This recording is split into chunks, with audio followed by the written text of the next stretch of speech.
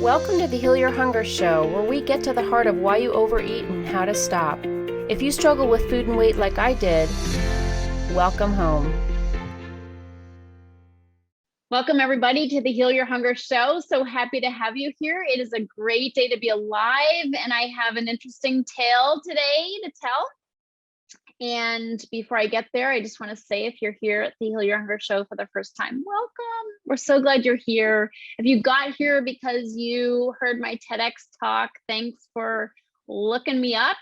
You know, this is a great place to be if you're tired of diets and weight loss shenanigans. If you want to go deeper and deal with the root causes of your eating behaviors, of your troubled relationship with food and with your body, welcome to the Heal Your Hunger Show. I hope you'll feel at home here. And if you want support, the first step would be, well, the first couple steps I would say are at healyourhunger.com, you can take a free quiz to find out if you're an emotional eater or a food addict or somewhere in between. So that quiz can kind of get you on the right track, starting with knowing your personalized score. And also for additional support, you can go to our Facebook group, The Secret Sauce to End Emotional Eating. And I record these shows live in the Secret Sauce group. And so you can comment and share your own experiences and have inspirational messages every day that can help you on your journey of healing emotional eating. Thank you so much for sharing this show with others. Thank you so much for leaving a positive review that helps us reach more people who are needing this message of hope. Okay, on with the show. Hi, friends. Hello, hello. I am so excited to be here in the group talking with you about, a little experience I had. I love sharing from my personal experience. If you're new to the Secret Sauce group, welcome. So happy you're here. You might have come here because you watched my TEDx talk online, and I thank you for watching that talk. I thank you for following up and being here, and hopefully you will feel the community love and begin your journey to healing emotional eating. So I like to pop in here with different things I have going on. Oftentimes I'll turn it into a podcast. If you haven't subscribed to my podcast, please do so. It's lots of places. It's called the Heal Your Hunger Show. I like to keep everything pretty simple. My book is Heal Your Hunger. My show is Heal Your Hunger. This is the Secret Sauce to End Emotional Eating because I just like that name. So yeah, I just wanted to say hello and then tell you a little story. And this is from my recent trip to Hawaii. So I'll make it short and sweet, but I had an experience. I had a great vacation in Hawaii. Oh my goodness, a great time. I started the vacation. My boyfriend and I went to Hawaii with my sister and her family and her best friend and her daughter, and we were visiting her other child, which was a son, in Honolulu. So we all went. We had one big Airbnb and we stayed in Honolulu. It was super fun. Really nice Airbnb right in the middle of Honolulu, right by the beach. And my boyfriend and I cooked dinner one night for everybody, and we had my sister's friend's son, who lives in Honolulu, over with his friends. They're all going to the University of Hawaii, and these big strapping handsome boys came over, surfers, and they do some really cool things. They're learning to really enjoy the Hawaii life. they're acclimating very well. So they go spear fishing and all kinds of fun things in the water. So they came over for dinner. We cooked a nice, huge, wonderful curry for everybody. And that was fun. And then my boyfriend and I moved on to another island, and we went and had a couple different Airbnbs around the island, kind of remote, and enjoyed ourselves and each other. So during that part of our visit to Hawaii, we went on a hike and we went to Volcanoes National Park. And this is in the Big Island, which is, vast. It's huge, and many different hikes, all volcanic rock. Of course, the whole island is volcanic rock. And my boyfriend wanted to kind of go off the beaten path, not off an actual path, but at least not on a hike that everybody does, something a little bit different and not as popular and populated. So here we go. We're driving miles to this remote part of the park where there's this trail which goes from a very high cliff kind of down into this vast sort of field. It's all volcanic rock that the path leads to the ocean. So seems like a cool hike. And we start on this hike, which is down this steep, the steep hill, if you will, of volcanic rock, which is lots of pieces of rock. So you're watching your step, you're being careful about where you step. And unfortunately, I did not pack for such a hike. So I had these shoes that were not hiking shoes.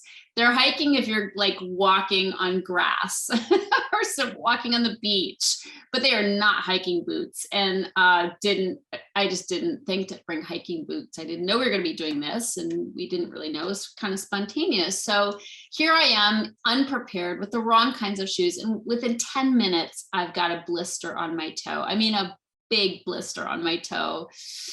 And I'm thinking, ouch, and uh-oh. So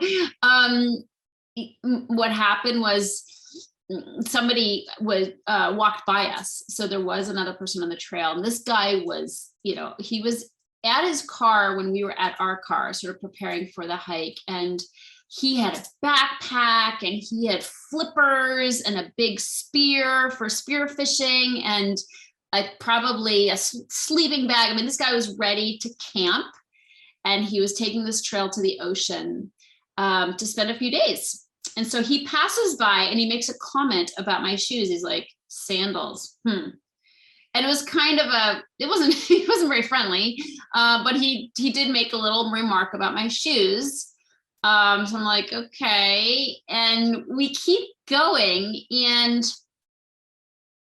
this was a hike from hell on its own merit, because of all this, very, very unstable rock that we were climbing down. The path had all these rocks on it. You have to be careful where you step. And of course, I'm on these sandals. They're kind of like Tevas, that kind of shoe that, there's straps that hold onto your feet, but it's kind of like you're barefoot. You've just got some padding. This was very much, very, very, very little padding, less than Tevas actually. So we make it all the way down. It is long down this hill. And then it's vast. It's a vast kind of field of rock, volcanic rock. And we are in the sun with no shade whatsoever. Okay. And I didn't mention that we didn't have proper food and probably not sufficient water either. So I made sure I had my lunch, and lunch wasn't very well prepared either, but I did bring a couple protein bars that work for me. There's a lot of bars that don't work for me because they have sugar in them, but there's a couple that do. So I had these protein bars, and I'm like, I'm not going to take a 3-hour walk, unless I, am fortified with food, 3-meal magic all the way. You guys know me. So I don't skip meals, especially when I'm going to be exerting myself. So I ate the bars. My boyfriend had an apple. He was not prepared with food, and I didn't share my bars with him because I needed them. And he said he'd be fine. So he had 2 apples, Anyway, more about that later. So we go down the hill. We're going across this field. We have water. We're hydrating here and there, but we are in the hot sun. It's in the 80s. The rock is dark, okay, dark brown. It is absorbing heat. It is very hot. it's very barren. I mean, we saw that guy, that was it, almost till the end of our hike. And so we're trying to make it to the water, but of course, however far we go, we have to make it back. We have to go all the way back from whence we came back to our car. And that means going up that huge hill, this huge hill. And so, part of the way across this huge field, which is really sunken volcanic rock, at some point in lava flow, it just sunk down, this lava flows into the water. So somehow it fell from the cliff. There was a big, the big height between the cliff and the flat ground we were walking on at this point. So we're trying to make it to the ocean. It seems like, walk to the ocean and come back. But partway through this big field of rock, I just was like, if we have to do all this on the way back, I'm not going any farther. Like, it's just too hot. It's too far. We're getting, we're into this probably an hour and a half or so. And I said, I'd like to turn back. I was trying to make it. And I know he kind of felt like, it'd be, we'd feel triumphant if we made it to the water. But I said, look, we gotta go back. So after we turned back and we're headed back, he started to feel sick. Okay, my boyfriend started to feel, he had to sit down. He didn't feel well. Obviously, he didn't have enough food in him. The apples weren't cutting it, and we had no other food. We were very ill prepared. And we drank more water, and we kept hiking back. And finally, we made it to the steep incline that this path had come down. And we walk up it, and again, carefully stepping. By then, I had 3 blisters on my feet. Super hot, super sweaty. And he was not well. He was not feeling well. And the further we went up the hill, the worse he felt. And at some point, there were just a few dots of trees up the hill, like 3 trees maybe up on the whole hill. And we made it to one tree, and he just was like, I need shade. We stopped at the tree, we sat down and just chilled for a little while. It definitely was cooler in the shade. And then a group of 3 people came up. We had seen them coming, in the distance, and they came, and 2 of them were from Italy and one was a US person, and they were scientists. Okay, they were studying, they were geologists studying the volcanoes and the volcanic activity. And we had a nice conversation with them. My boyfriend's a scientist, he's an oceanographer, and he was interested in some of the findings they had and learning more about volcanic, rock and shifts, tectonic shifts and all that. So we had a nice conversation with them. It helped distract us, and they went on their merry way. Now, in hindsight, I wish I'd said, hey, do you guys have food? Because they said, can we help you? Are you okay?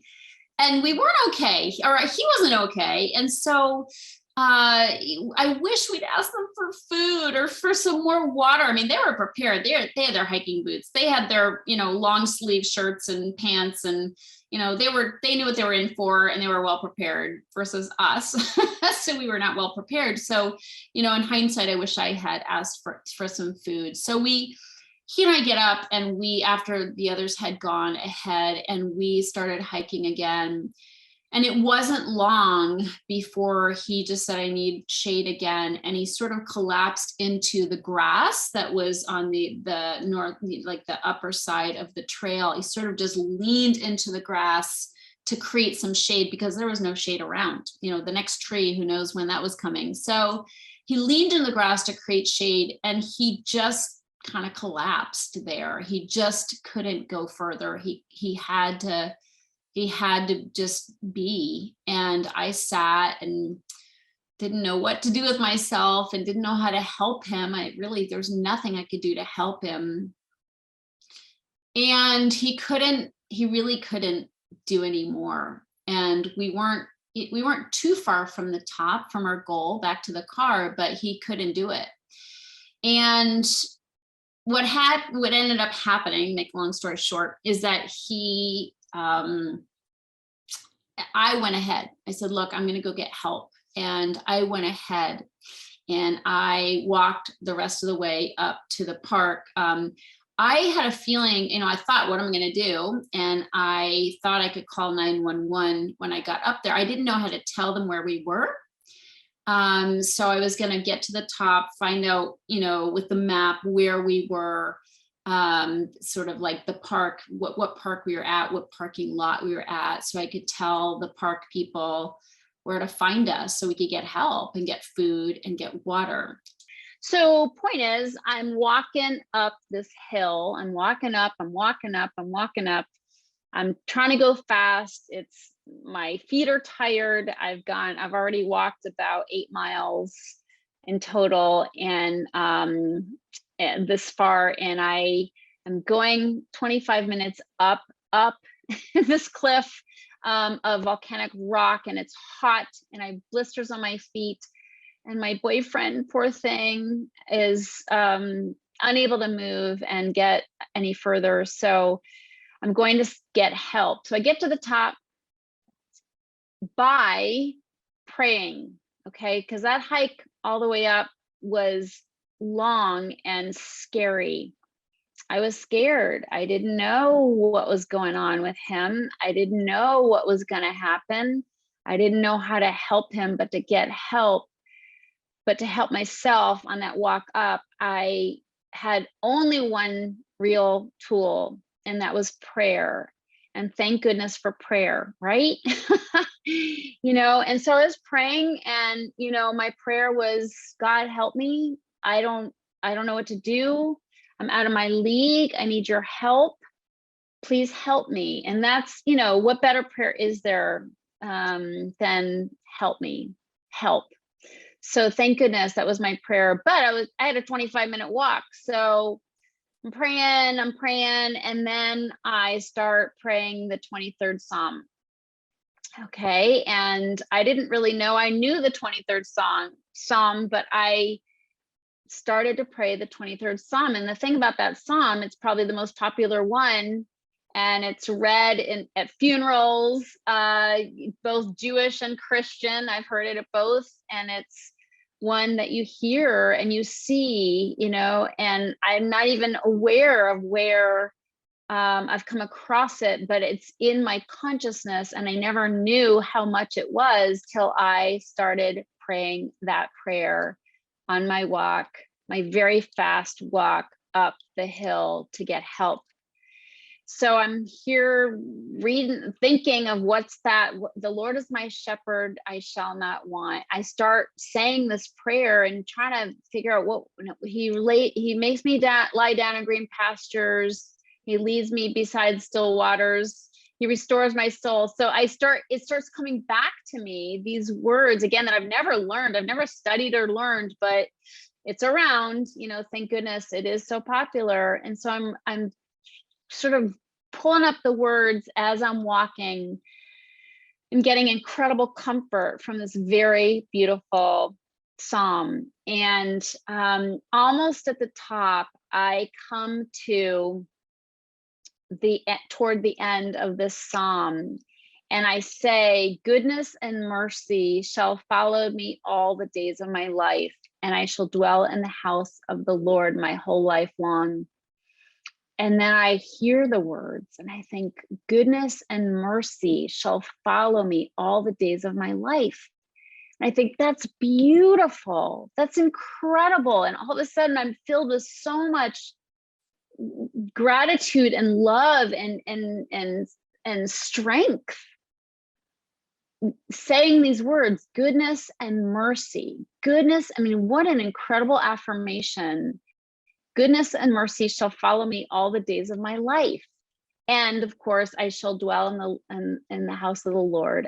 How beautiful. So the punchline here is that, prayer is such a beautiful tool that we can use anytime, any place. And the upshot is that I dialed 911 when I got to the top. I told them exactly where I was. 911 connected me with the park rangers in the park. And so that's how they knew where we were. They came, it took a long time for them to get there because we were so far out, but they came in 2 different trucks, these big strapping guys. And my boyfriend in the meantime got enough energy to get up the hill, and the rangers had water and those packs of food, something they're called MREs, I think, meals ready to eat. He started with a Pop-Tart. What better food is there to, sort of get some calories in you? So Pop-Tart, peanut butter, jelly. He didn't eat the peanut butter. He doesn't like peanut butter. Poor guy. But jelly and crackers, and I don't know what else he ate, but he was slamming food. He was so exhausted, thirsty, hungry. And after talking about the symptoms, I think we surmised that he had heat exhaustion. Okay. And his body was breaking down under that. So thankfully he was fine. Embarrassed. He was a little embarrassed. All these guys came to his rescue. The guys were kind of bummed that they didn't get to really have a full rescue because he was there and they just sat and watched him eat.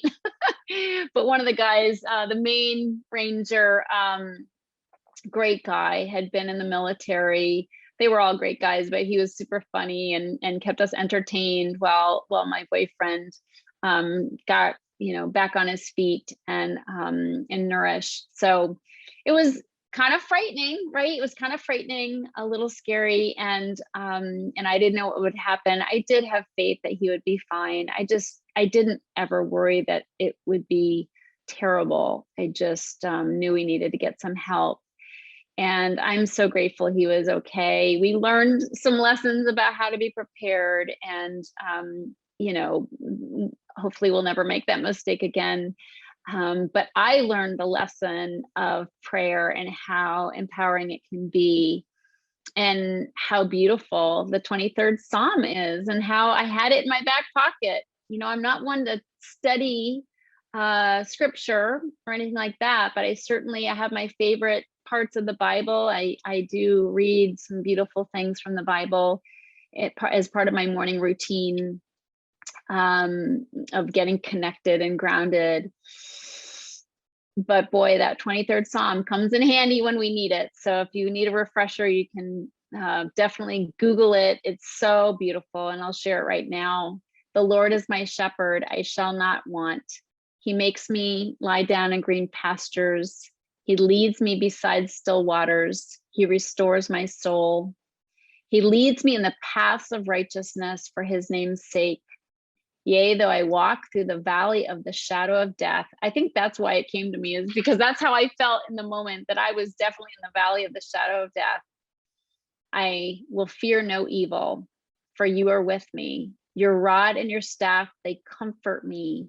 You prepare a table before me in the presence of my enemies. You anoint my head with oil. My cup overflows. Surely goodness and mercy shall follow me all the days of my life, and I shall dwell in the house of the Lord my whole life long.